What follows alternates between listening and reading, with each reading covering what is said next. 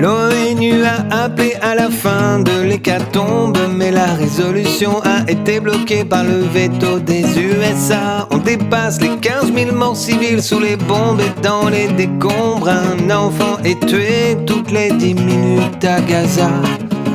La France condamne très fermement la politique de terreur de la Russie.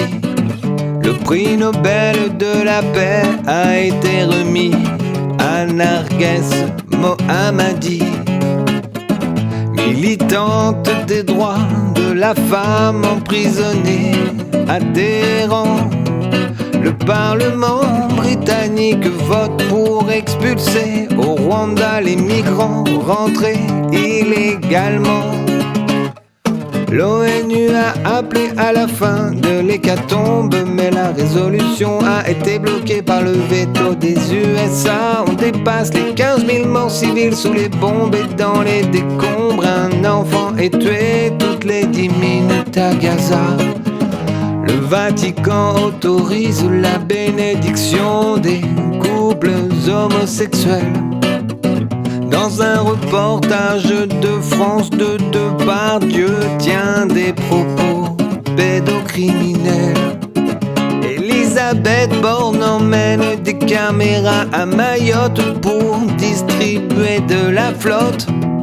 L'OPEP appelle les pays producteurs de pétrole à refuser tout accord à la COP.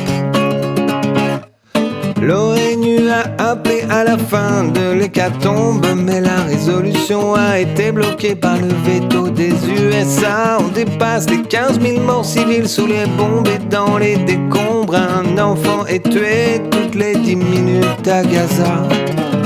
Fin de l'automaticité du droit du sol et rétablissement du séjour irrégulier, durcissement des conditions du regroupement familial, régularisation au cas par cas dans les métiers en tension, versement d'une caution pour les étudiants étrangers, conditionnement de l'accès aux prestations sociales. L'Assemblée nationale a voté la 29e loi immigration. D'après Marine Le Pen, c'est une victoire idéologique. C'est une digue que l'on pensait infranchissable d'après Médecins du Monde, la LDH et le Secours catholique.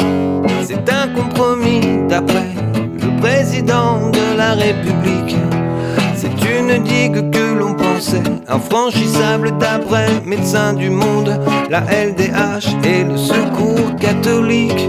C'est un changement du paysage politique. C'est une digue que l'on pensait infranchissable d'après Médecins du Monde, la LDH et le Secours catholique.